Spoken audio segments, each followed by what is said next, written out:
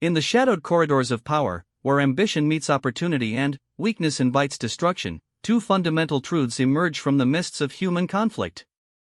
The first truth whispers that those who cannot decipher your intentions cannot manipulate your actions. Unpredictability becomes the shield that guards against exploitation.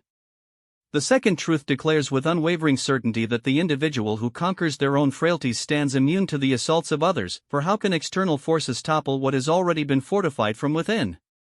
These principles, born from the crucible of Renaissance politics and refined through centuries of human struggle, form the bedrock upon which true power rests. They are not mere philosophical musings but practical weapons forged in the heat of real-world conflict, tested in the laboratories of courts, boardrooms, and battlefields where survival depends not on strength alone, but on the subtle art of strategic thinking. The modern practitioner of power faces challenges that would have been familiar to the princes of old: rivals who seek to anticipate and counter every move, competitors who study patterns to exploit weaknesses, and environments where predictability equals vulnerability. Yet within these very challenges lies the pathway to mastery, for those who understand that true strength emerges not from rigid adherence to predetermined patterns, but from the fluid dance between concealment and revelation, between the mask worn in public and the steel forged in private. Consider the executive who arrives at meetings with proposals that surprise even their closest advisors, not through recklessness but through careful cultivation of multiple contingencies that remain hidden until the moment of revelation. Their competitors, having grown accustomed to certain behavioral patterns, find themselves perpetually off balance, unable to prepare adequate responses to strategies they could not foresee. This unpredictability does not arise from chaos but from a deeper order, a systematic approach to maintaining strategic ambiguity while pursuing clearly defined objectives. The foundation of such power lies in understanding that human beings are pattern-seeking creatures, constantly attempting to reduce the complexity of their environment by identifying predictable behaviors in others. This natural tendency, while useful for navigation in stable environments, becomes a liability when dealing with those who have mastered the art of strategic variability. The predictable person becomes a known quantity, their responses calculable, their weaknesses exploitable. They move through their world like a train on rails, efficient perhaps, but confined to predetermined paths that others can easily anticipate and obstruct. In contrast, the unpredictable actor moves like water, taking the shape demanded by circumstances while maintaining the essential nature that drives toward chosen objectives. They understand that true unpredictability is not random action but the disciplined practice of maintaining multiple viable options while revealing as little as possible about which option will ultimately be selected. This requires not just tactical flexibility but a fundamental restructuring of how one relates to planning and commitment. The conventional wisdom suggests that successful individuals must be consistent, that they must establish patterns of behavior that build trust and reliability. While these qualities have their place, they must be balanced against the strategic advantage that comes from keeping adversaries uncertain about your intentions and capabilities.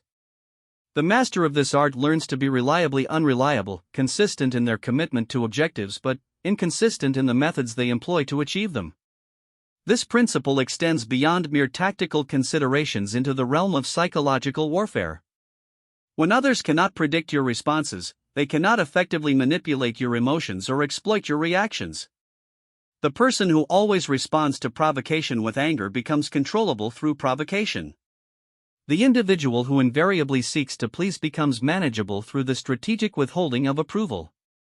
But the person whose responses vary according to factors that remain opaque to observers maintains a crucial advantage. They cannot be easily pushed into unfavorable positions through the manipulation of their expected reactions.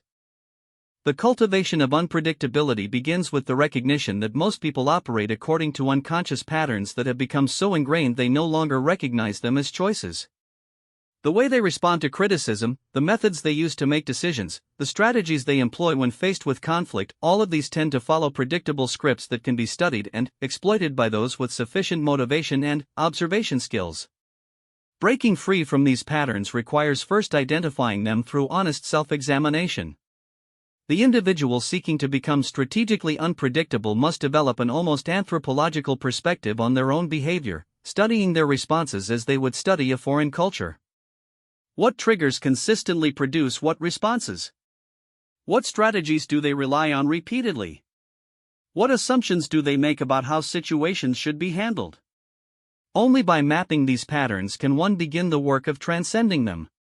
Yet this transcendence must be purposeful rather than merely random. The goal is not to become erratic but to become variable in service of strategic objectives. This means developing multiple competencies and approaches for handling similar situations, then selecting among them based on factors that remain hidden from observers. The executive who sometimes responds to challenges with aggressive competition and sometimes with collaborative partnership, choosing between these approaches based on careful analysis of long-term strategic benefits rather than emotional impulses, becomes far more difficult to counter than one who always chooses the same response. The development of such capabilities requires significant investment in what might be called strategic breadth, the cultivation of multiple skill sets, relationship networks, and resource spaces that enable rapid adaptation to changing circumstances. This stands in opposition to the modern tendency toward hyperspecialization, which, while efficient in stable environments, creates dangerous dependencies and predictable limitations that adversaries can exploit. Consider the entrepreneur who builds expertise not just in their core business but in finance, marketing, operations, and strategic planning. When challenges arise, they can respond from multiple angles, sometimes leveraging financial innovations, sometimes operational efficiencies, sometimes marketing breakthroughs, and sometimes strategic partnerships. Competitors who have learned to counter one type of response find themselves unprepared for the others, creating openings that the versatile entrepreneur can exploit. This principle extends beyond individual capabilities into the realm of resource allocation and strategic planning. The predictable organization commits its resources according to patterns that become visible to competitors over time. They invest in R&D at consistent percentages, they hire according to established formulas, they expand into new markets following identifiable criteria. These patterns, while perhaps efficient, become constraints that limit options and telegraph intentions to watchful rivals. The strategically unpredictable organization maintains multiple resource allocation models and strategic approaches, shifting between them based on environmental factors that remain opaque to outside observers. They might appear to be pursuing one strategic direction while secretly developing capabilities for an entirely different approach, then pivot suddenly when conditions favor the alternative strategy. This requires maintaining slack in the system resources and capabilities that are not committed to current operations but remain available for rapid deployment in unexpected directions. Such flexibility comes at a cost, and herein lies one of the fundamental tensions in the practice of strategic unpredictability. Efficiency often demands specialization and optimization around predictable patterns. The organization that maintains multiple strategic options sacrifices some efficiency in each individual option. The individual who develops broad capabilities may not achieve the same level of expertise as one who focuses intensively on a single area. Yet this cost must be weighed against the vulnerability that comes from predictability and the opportunities that arise from being able to act when others cannot. The calculation becomes particularly complex in competitive environments where adversaries are also attempting to cultivate unpredictability. This creates a kind of arms race in strategic opacity, where each party attempts to maintain uncertainty about their own intentions while penetrating the strategic fog surrounding their competitors. Success in such environments often depends not just on maintaining unpredictability but on developing superior intelligence capabilities that allow one to discern patterns in apparently unpredictable behaviors. This intelligence dimension highlights another crucial aspect of strategic unpredictability: the need to balance concealment with the selective revelation of information that serves strategic purposes. Complete opacity can be as limiting as complete transparency, preventing the formation of alliances and partnerships that require some degree of mutual understanding. The art lies in revealing just enough to enable productive relationships while maintaining enough concealment to preserve strategic advantage. The master practitioner develops the ability to communicate different impressions to different audiences, not through deception but through selective emphasis of different aspects of their capabilities and intentions. To potential allies, they emphasize areas of mutual benefit and shared objectives. To competitors, they highlight capabilities and resources that suggest the futility of opposition. To neutral parties, they present whatever image best serves their long-term strategic interests. This requires not just communication skills but a deep understanding of psychology and the ability to maintain multiple consistent narratives simultaneously. The practice becomes even more sophisticated when one considers the temporal dimension of unpredictability. The strategically minded individual operates on multiple time horizons simultaneously, maintaining consistency in long-term objectives while introducing variability in medium-term strategies and unpredictability in short-term tactics. This creates a nested structure of predictability and unpredictability that serves different purposes at different levels. At the strategic level, there must be some consistency of purpose, or efforts become scattered and ineffective. Others must be able to understand, at least in general terms, what you stand for and what you seek to accomplish, or they cannot make the calculations necessary to become allies rather than adversaries. Yet this strategic clarity must coexist with tactical unpredictability that prevents opponents from developing effective countermeasures. The balance requires careful attention to the signals one sends and the patterns one establishes at different levels of analysis. The successful political leader may be entirely consistent in their commitment to certain principles while remaining unpredictable in their specific policy proposals and implementation strategies. The effective business leader may maintain unwavering focus on customer satisfaction while continuously varying their approaches to operations, marketing, and competitive positioning. This multi-level approach to predictability and unpredictability demands sophisticated planning capabilities that most individuals and organizations have not developed. It requires thinking simultaneously about immediate tactical considerations, medium-term strategic positioning, and long-term objective achievement. It demands the ability to maintain multiple contingency plans while remaining genuinely uncertain about which plan will ultimately be implemented. Most importantly, it requires the emotional and psychological flexibility to embrace uncertainty as a tool rather than seeking to eliminate it through premature commitment to specific approaches. The psychological dimension proves particularly challenging for many would-be practitioners of strategic unpredictability. Human beings generally find uncertainty uncomfortable and seek to reduce it through planning and commitment. The idea of deliberately maintaining uncertainty about one's own future actions contradicts deep-seated psychological preferences for control and predictability. Yet this discomfort with uncertainty often reflects an illusion of control rather than actual control, and the willingness to embrace strategic ambiguity can actually increase real control over outcomes. This paradox, that accepting uncertainty can increase control, lies at the heart of advanced strategic thinking. The individual who commits prematurely to specific plans often finds themselves trapped by those commitments when circumstances change. The organization that optimizes around current conditions may find itself unable to adapt when those conditions shift. In contrast, those who maintain strategic options while deferring final commitments preserve their ability to respond optimally to whatever conditions actually emerge. Such an approach requires what might be called strategic patience, the ability to delay gratification in the short term in service of greater gains in the long term. This patience must extend not just to material rewards but to psychological satisfactions such as the feeling of having a clear plan and the sense of progress that comes from checking items off predetermined lists. The strategically unpredictable individual learns to find satisfaction in the maintenance of options rather than in their exercise, in the preservation of flexibility rather than in its immediate deployment. The cultivation of such patience often requires developing new metrics for measuring progress and success. Traditional measures focus on movement toward predetermined objectives along established timelines. Strategic unpredictability requires measures that account for the value of preserved options, maintained relationships, and enhanced capabilities even when they are not immediately deployed toward visible objectives. This means learning to see the building of strategic reserves and the development of unused capabilities as forms of progress rather than as wastes of resources. As these capabilities develop, they begin to compound in ways that create significant competitive advantages. The individual who has become truly unpredictable in their responses begins to shape the behavior of others simply through the uncertainty they create. Potential adversaries become more cautious, unwilling to commit fully to aggressive strategies when they cannot predict the response they will face. Potential allies become more interested, recognizing the value of association with someone whose actions cannot be easily countered by mutual enemies. This environmental effect, the way that strategic unpredictability influences the broader ecosystem of relationships and competitions, represents perhaps the highest form of the art. At this level, one achieves power not through direct action but through the influence that uncertainty exerts on the calculations of others.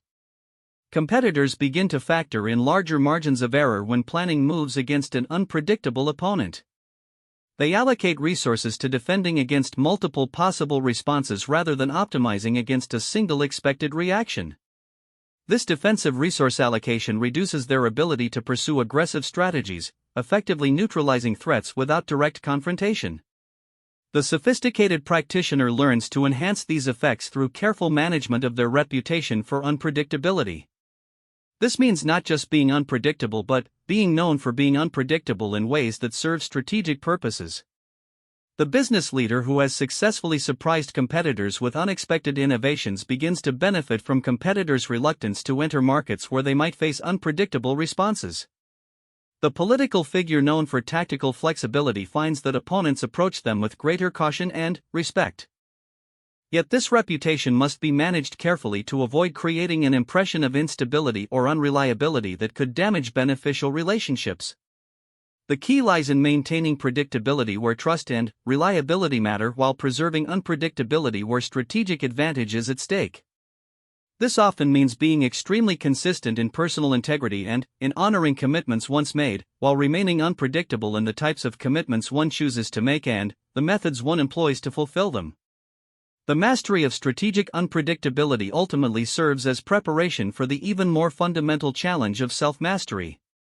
For while external unpredictability can provide tactical advantages in competitive environments, the deepest form of power comes from the internal work of overcoming one's own limitations and weaknesses. The individual who has truly conquered their internal obstacles becomes virtually unassailable from external sources, because external attacks can only succeed by exploiting internal vulnerabilities. This transition from external strategic considerations to internal development work represents a qualitative shift in the pursuit of power.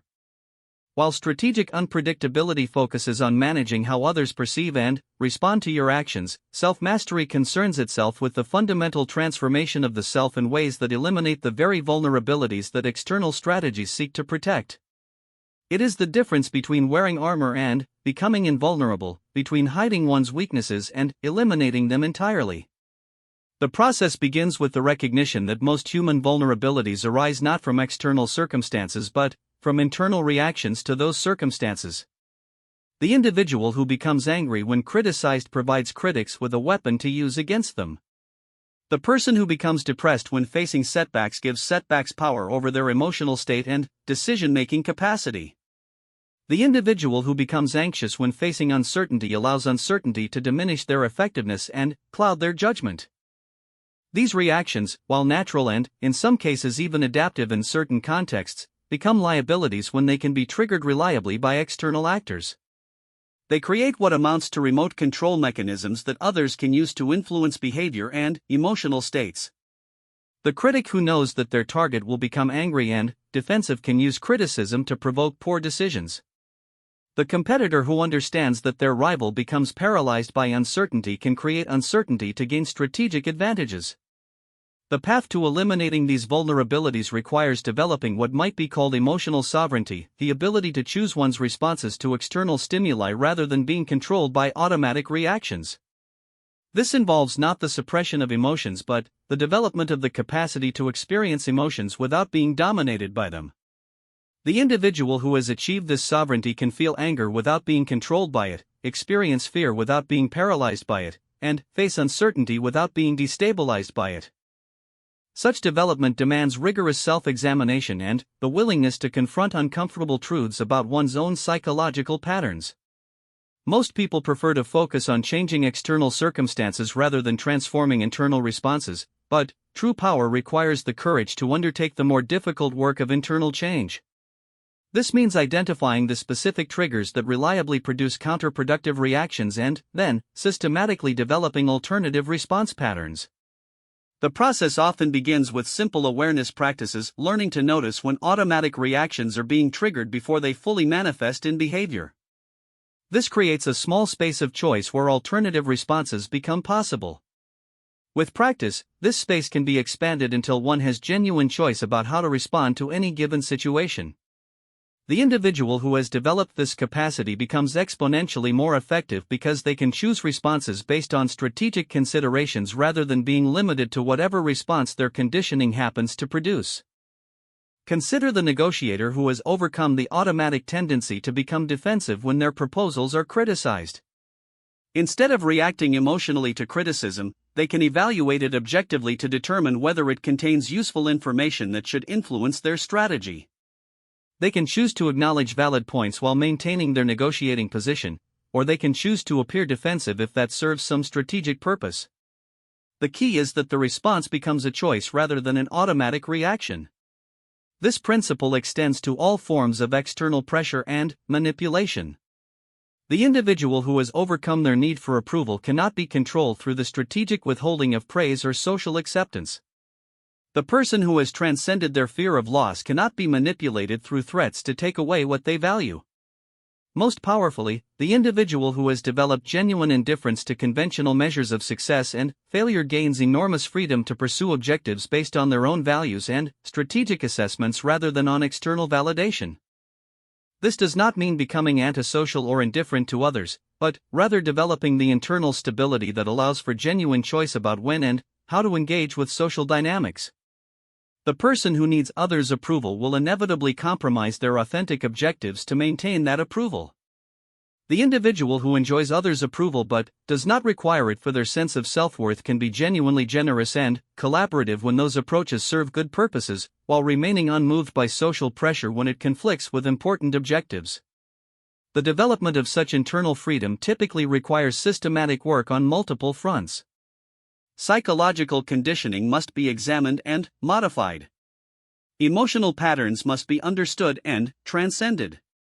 Mental habits and assumptions must be questioned and refined. Physical health and energy must be maintained to support the mental and emotional work required for genuine self-mastery. This represents a comprehensive program of self-development that goes far beyond tactical improvements in specific skills or capabilities. The intellectual dimension of this work involves developing what might be called philosophical immunity to the various forms of mental manipulation that pervade social environments. Most people absorb their beliefs, values, and priorities from their surrounding culture without systematic examination. This makes them vulnerable to having those beliefs, values, and priorities manipulated by those who understand how cultural conditioning works. The individual seeking true independence must develop their own philosophical foundation through rigorous examination of fundamental questions. What constitutes a life worth living? What ethical principles should guide decision-making? What objectives are truly worth pursuing? How should one relate to success and failure, pleasure and pain, gain and loss? These questions cannot be answered through cultural defaults but must be worked through individually to develop authentic philosophical positions. Such work often reveals the extent to which conventional wisdom serves the interests of existing power structures rather than the individuals who accept it. The cultural emphasis on consumption as a path to happiness serves the interests of those who profit from consumption but may not serve the interests of consumers. The social pressure to conform to expected career paths serves the interests of organizations that need predictable human resources but may not serve the interests of individuals who have unique talents and objectives. As one develops independent philosophical positions on fundamental questions, resistance to various forms of cultural and social manipulation naturally increases. The individual who has thought through their own relationship to money cannot be easily motivated through purely financial appeals. The person who has developed their own definition of success cannot be controlled through social status competitions. Most importantly, the individual who has established their own values and priorities develops immunity to the fear-based messaging that often underlies manipulation attempts.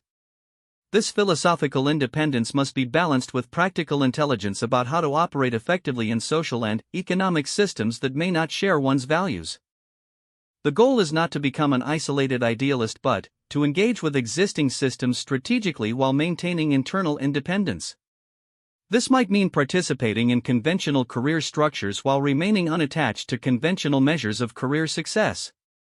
It might mean engaging in social relationships while avoiding emotional dependency on social validation. The key insight is that true strength comes not from avoiding challenges or conflicts but from developing the internal resources to handle them without being destabilized or corrupted. The individual who seeks to avoid all criticism will remain vulnerable to criticism when it inevitably comes. The person who tries to eliminate all uncertainty from their environment will be unprepared for the uncertainties that cannot be eliminated. In contrast, the individual who has developed the capacity to handle criticism, uncertainty, and other inevitable challenges gains tremendous freedom to pursue ambitious objectives that would be too risky for those who remain vulnerable to such pressures. This preparation involves deliberately exposing oneself to controlled versions of the challenges one fears in order to develop the capacity to handle them effectively. The person who fears public speaking can gradually build tolerance and skill through progressively challenging speaking opportunities. The individual who becomes anxious when facing financial uncertainty can practice making decisions with incomplete information and dealing with small financial setbacks. The person who struggles with criticism can seek out feedback from trusted sources and practice receiving it without becoming defensive. Such practices serve multiple purposes. They build specific skills for handling common challenges. They increase confidence by demonstrating that feared situations are manageable. Most importantly, they develop the general capacity for learning from difficult experiences rather than being traumatized by them. This learning capacity becomes a meta-skill that enables rapid adaptation to new types of challenges as they arise. The ultimate goal is to reach a state where external circumstances, while they may influence strategies and tactics, cannot touch the essential sense of self or the core commitment to one's chosen objectives. This does not mean becoming indifferent to external feedback or isolated from social connections, but rather developing the internal stability that allows for genuine engagement without attachment to specific outcomes. The individual who has achieved this state becomes extraordinarily difficult to manipulate or control because the usual leverage points for manipulation, fear, greed, vanity, social pressure, emotional reactivity, no longer provide reliable access to their decision-making process. They can consider information and influence attempts objectively, adopting those that serve their purposes while remaining unmoved by those that do not. This immunity to manipulation extends beyond obvious attempts at control to include the more subtle forms of influence that shape most people's choices unconsciously. Advertising, social trends, peer pressure, family expectations, cultural assumptions about normal behavior, all of these lose their power to dictate choices for the individual who has developed genuine internal autonomy. This creates enormous freedom to pursue objectives based on authentic personal values and carefully considered strategic assessments rather than on unconscious conditioning and social pressure. The practical applications of this internal development prove as valuable as the philosophical benefits. In competitive environments, the individual who cannot be manipulated through conventional pressure points gains significant advantages. Opponents cannot reliably predict their responses to threats, bribes, social pressure, or emotional appeals. This unpredictability at the deepest level, unpredictability of fundamental reactions rather than just tactical responses, provides a more profound form of strategic protection than any external defensive measures. In collaborative environments, the person who has achieved genuine internal independence often becomes more trustworthy and valuable as a partner because others recognize that their commitments arise from authentic choice rather than from manipulation or desperation. They can make genuine promises because they are not constantly being pulled in different directions by competing pressures they cannot manage. Their word becomes reliable because it reflects stable internal commitments rather than temporary emotional states or social pressures. This reliability, paradoxically, enhances rather than contradicts their strategic unpredictability. Others may trust that they will honor their commitments but remain unable to predict what commitments they will choose to make or what methods they will employ to fulfill them. This combination of tactical unpredictability with fundamental reliability in character creates ideal conditions for building strategic alliances while maintaining competitive advantages. The development of these capabilities requires sustained effort over extended periods, typically years rather than months. The psychological, philosophical, and practical work involved cannot be compressed into short-term programs or quick fixes. Like physical fitness, internal development requires consistent practice and gradual progression through increasingly challenging exercises. Yet also like physical fitness, the benefits compound over time until they become self-reinforcing and sustainable. The early stages often involve significant discomfort as one confronts psychological patterns that have provided comfort even while limiting effectiveness. The middle stages typically include periods of uncertainty as old patterns break down before new patterns have fully stabilized. The later stages bring increasing confidence and capability, but also the recognition that the development process never truly ends. There are always deeper levels of mastery to explore and new challenges that require continued growth. Throughout this process, the individual must maintain engagement with practical responsibilities and opportunities while undertaking the internal development work that will ultimately enhance their effectiveness in handling those responsibilities and opportunities. This requires careful time management and the ability to pursue long-term development goals while meeting short-term obligations. It also requires the wisdom to recognize which external opportunities are worth pursuing and which ones would distract from the more important internal work. The integration of internal development with external effectiveness represents perhaps the highest form of strategic thinking. Rather than viewing self-mastery and practical achievement as competing priorities, the advanced practitioner learns to use external challenges as opportunities for internal development while applying internal development to achieve greater external effectiveness. Business challenges become exercises in emotional regulation and strategic thinking. Relationship difficulties become opportunities to practice communication skills and emotional intelligence. Financial pressures become training grounds for developing discipline and creative problem solving. This integration creates a positive feedback loop where internal development enhances external effectiveness, which creates new challenges and opportunities that drive further internal development. The individual caught in this upward spiral becomes progressively more capable and confident while remaining grounded in realistic assessments of their continuing areas for growth. As these capacities mature, they begin to manifest as a kind of natural authority that others recognize and respond to instinctively. This authority does not depend on formal positions or credentials but arises from the evident capacity to handle challenging situations with wisdom and effectiveness. People naturally defer to those who demonstrate genuine competence and internal stability, especially in stressful situations where these qualities become most valuable and most visible. This natural authority becomes a form of power that cannot be taken away through external manipulation or political maneuvering. While formal positions and material resources can be lost through various circumstances, the internal development that creates natural authority remains with the individual regardless of external conditions. This provides a form of security that does not depend on maintaining specific external arrangements but rather on continuing to develop and apply internal capabilities. The recognition of this security often produces a paradoxical effect where the individual becomes simultaneously more willing to take risks and more careful about which risks to take. The willingness to take risks increases because the fear of loss decreases when one's essential security comes from internal rather than external sources. The loss of any particular external resource becomes manageable rather than catastrophic. The carefulness about which risks to take increases because decisions become based on strategic considerations rather than on emotional impulses driven by fear or greed. This transformation in risk assessment and management capabilities often opens up opportunities that were previously invisible or seemed too dangerous to pursue.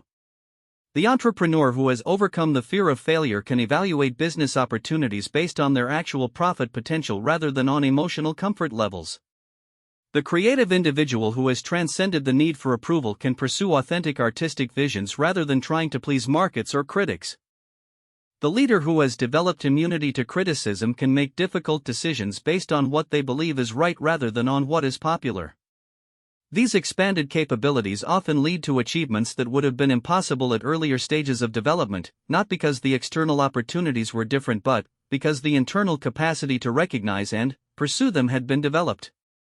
The same business environment that seemed threatening to the insecure individual appears full of possibilities to the person who has overcome their insecurities. The same social environment that seemed constraining to the approval-seeking individual offers abundant opportunities for authentic expression to the person who has transcended the need for external validation.